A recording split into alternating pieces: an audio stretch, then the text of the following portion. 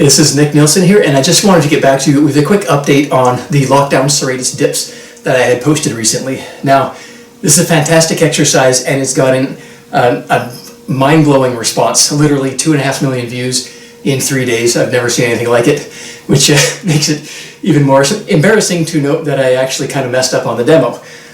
Some of you had pointed out in the comments, and very correctly I might add, that what I was doing was a lot of scapular depression.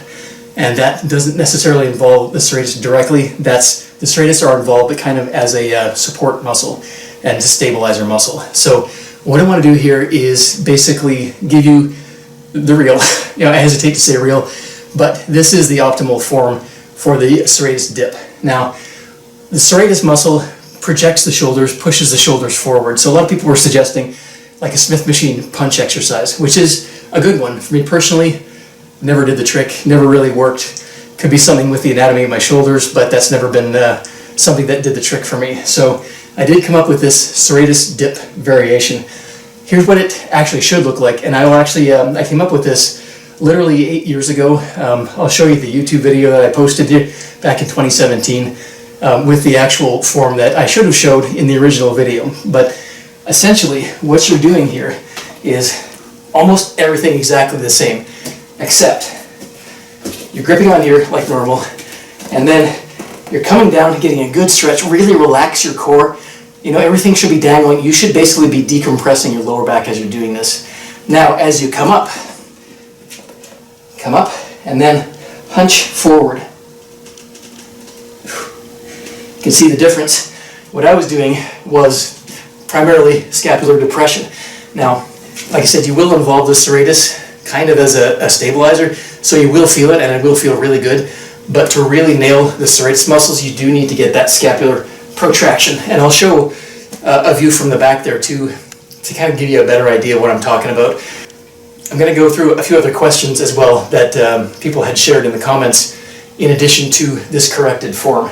So one of them is, why are we facing inwards towards the headrest? And I'll give you a very good reason. Because if you're facing outwards like this, these handles kind of get in the way. If you're using these handles and you're trying to do that hunching maneuver, you immediately hit the backrest. So this is basically getting in the way. So you can't actually do the exercise as it should be done with the backrest behind you. So that's the primary reason. Now, secondary reason, this gives you something to lock your hands down on. So literally, I'm clamping down on here, and to get that optimal hunch position with leverage, you need to really lock your hands down on this and use that lockdown thing so you're like rock solid on here. And then relax, and then push up as high as you can.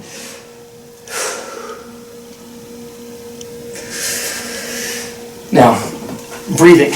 What you're going to notice here, and I also should have mentioned this in the original video, when you're at the bottom,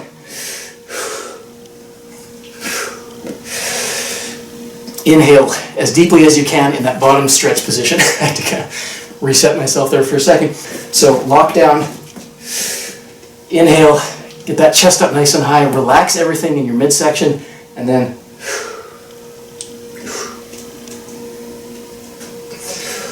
come all the way up. Now, that bottom relaxed position feels incredible, especially if you're strong enough to be able to use some extra weight hanging from your waist. Definitely do that. So one of the other questions I got was, how do you do this if you can't do your body weight properly yet? Easiest way, do a band assisted. So you're going to just loop this over top of the pads here. Set this down. Now you can do it kneeling. I didn't really like that version all that much. Or you can put one foot on top of the band.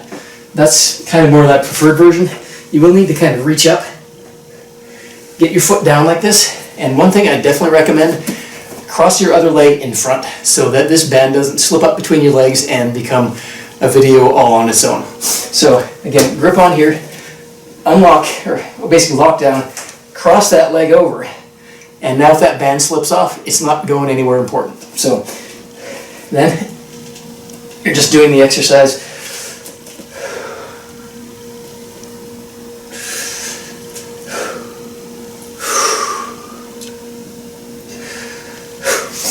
And then Just a matter of reversing the process and you're good to go. All right, so I'm going to show you the full lockdown serratus dip part here with extra weight on. Now this is actually much harder when you do the hunch because you're adding that extra hunch over top, which adds more tension directly onto the serratus. So this is obviously a more advanced version. If you are able to hang some weight off yourself, you can put great traction on everything basically that's connecting your shoulder girdle downwards. It's fantastic. This is what got me the first time I tried this exercise. Literally was sore for 3 days after doing that. So again, clamp down really, really strongly and then